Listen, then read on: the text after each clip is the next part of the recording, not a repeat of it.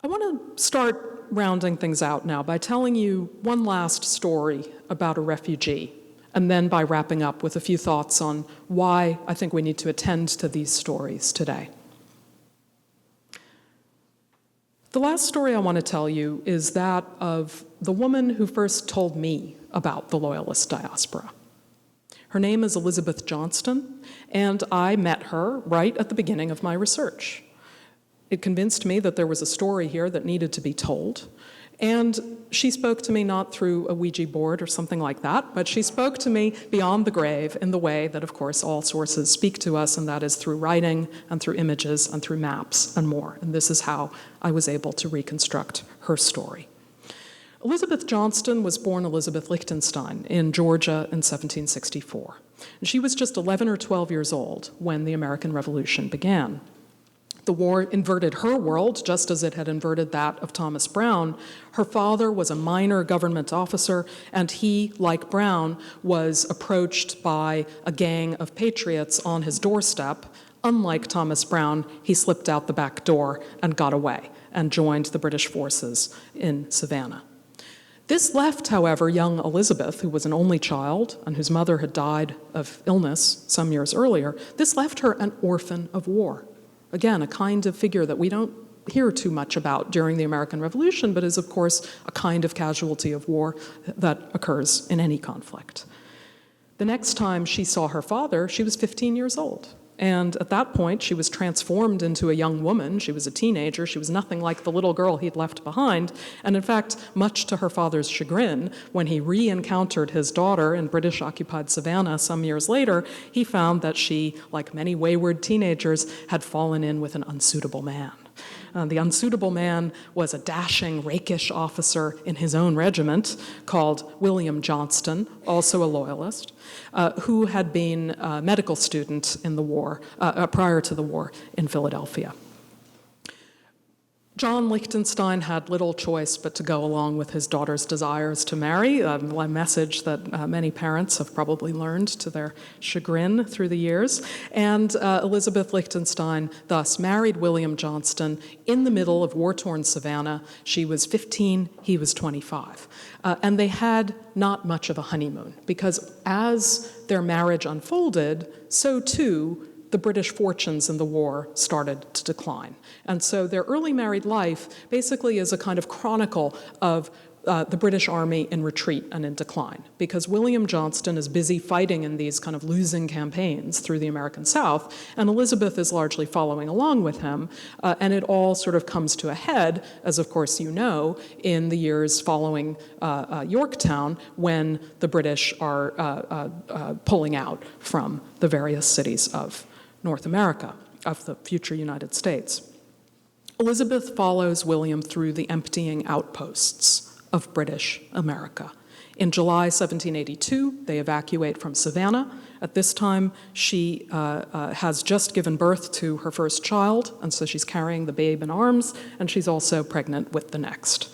They go next to Charleston, where William's regiment is going to be put for a little while, and there they stay long enough for Elizabeth to give birth to their second child before moving again as the British pull out of Charleston next. This time she goes with two small children to St. Augustine in Florida. East Florida is a part of British North America that had not joined the Revolution, that remains part of the British Empire in 1782-83, that shares many things in common, of course, with Georgia, just over the border, has a lot of available land, seems like just the place if you are a Loyalist refugee from the South.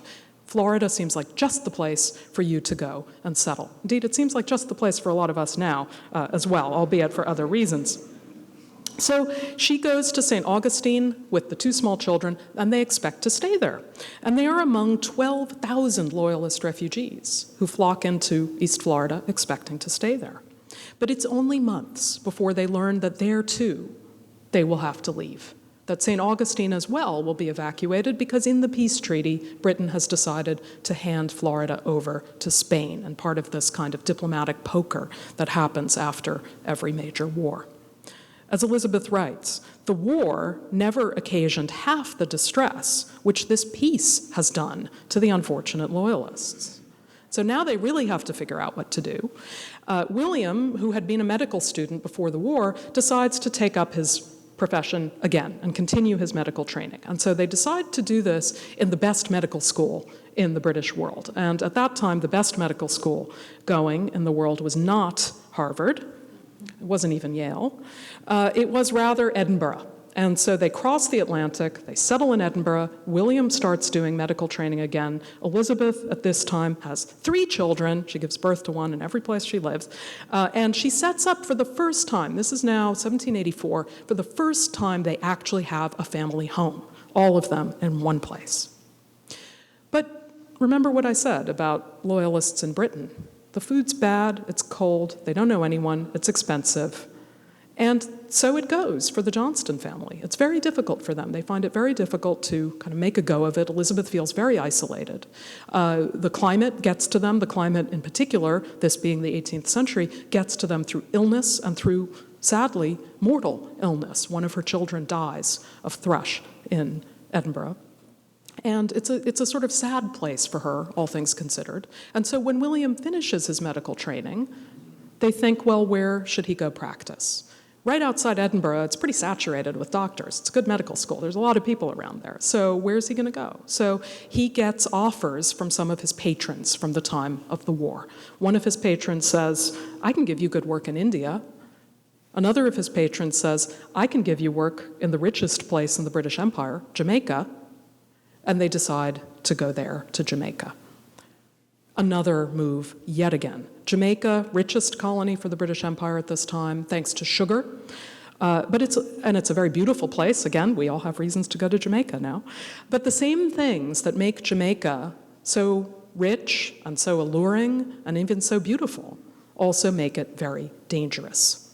This is a place in which, among other things, the ratio of slaves to whites is something like 8 to 1. It means that the white population in this island is living in a state of constant terror, that they are going to be attacked by their own slaves. And it means that they put into place this incredible sort of reign of terror in order to keep the slaves at bay. Jamaica is a beautiful place, partly because it's in the tropics, wonderful vegetation, wonderful fruits and flowers, and it's all very pretty. And what also happens in the tropics? There's a lot of diseases. And it's good work for William Johnston, the doctor, but it also is a very dangerous place for a family to live, a white family who is not used to these different diseases from the Caribbean. And soon enough, the Caribbean's fatal illnesses start to turn in on the Johnston family. A toddler called Jane dies of scarlet fever. A baby that Elizabeth gives birth to there, called Jane again after the dead child, also dies of smallpox. Their eldest son, the one who had been born in Savannah, dies of yellow fever. The eldest daughter, the one who had been born in Charleston, becomes mentally ill. And Elizabeth falls into a deep depression. She says, much exhausted in mind and body, having no female relation to be with me, only black servants. She can't find a reason to go on. And so at this point, Elizabeth undertakes yet another migration. This one undertaken of her own volition, because she can't hack it in Jamaica. And this time she ends up going to Nova Scotia, the very idea of which, I should say, at first horrifies her. William goes off to the docks in Kingston to try to find a boat to send the family off somewhere. He's thinking maybe New York, a point that I'll actually come back to in a minute. He's thinking maybe New York, and in fact ends up meeting a friend who says, oh, this one's going to Halifax, why don't you send your family to Halifax? He comes back with the tickets, tells Elizabeth, you're going to Halifax, and she says, what? To be frozen to death? Why, better send us to Greenland. Yet, in Nova Scotia at last, after 25 years on the move, Elizabeth Johnston will stay put. She says, little did I think that I and all my family would ultimately settle in Nova Scotia. And yet here she stays on, and all of her children, the ones who survive, end up joining her there and flourishing, enjoying status and success of a kind they would never have achieved if they had remained in America. The United States, I should say, lest the Canadians, I know there are no Canadians in this audience, or you wouldn't be members of the Society of the Cincinnati. The United States. By the time she sets down her memoirs in the late 1830s, she has lived as long in one place, Nova Scotia, as she had ever spent on the move. And she ends up dying in Nova Scotia, surrounded by family and friends, in 1848. So to look at Elizabeth Johnston's story is to throw out a final misconception about the Loyalists, I think. And that is the misconception with which I began, the idea that they were losers.